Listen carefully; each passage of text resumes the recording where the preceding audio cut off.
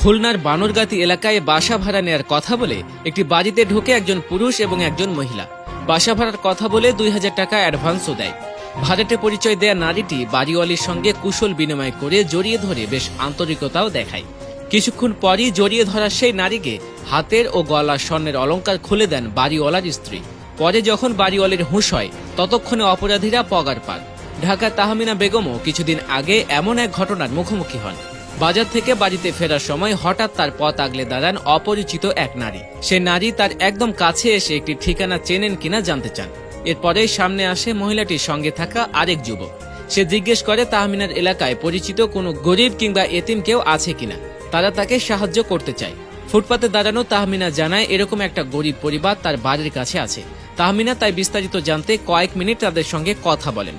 এক পর্যায়ে তাহমিনা বেগম অপরিচিত সে নারী ও যুবকের কথা মতো তার কানের দুল, গলার চেন এবং সাথে থাকা কয়েক হাজার নগদ টাকা তুলে দেন। হুঁশ ফিরে পেলে তিনি বুঝতে পারেন সব শেষ।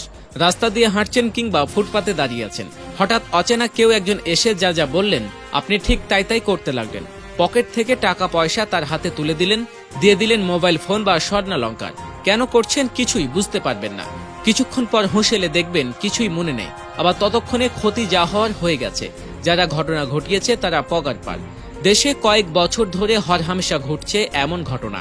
ভুক্তভোগী বহু মানুষ কিভাবে কি হচ্ছে তা বুঝতে পারেন না কেউই।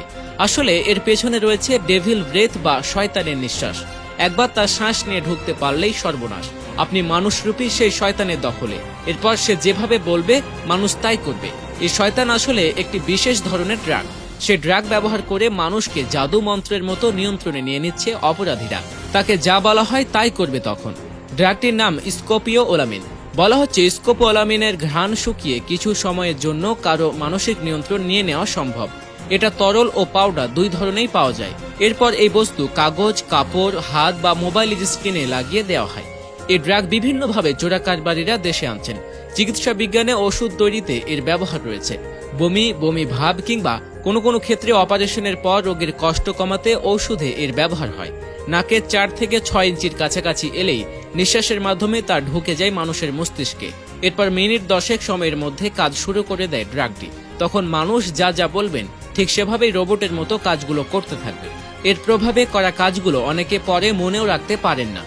ভয়াবহ এই চক্র থেকে বাঁচার উপায় কি? উত্তর হলো মাস্ক ব্যবহার করা।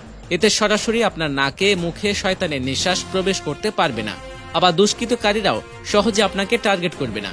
আরও একটি উপায় হলো বাড়িতে একা থাকা অবস্থায় অপরিচিত কাউকে প্রবেশ করতে না দেয়া। বাসায় কেউ থাকলে তাদেরও সাথে রাখা।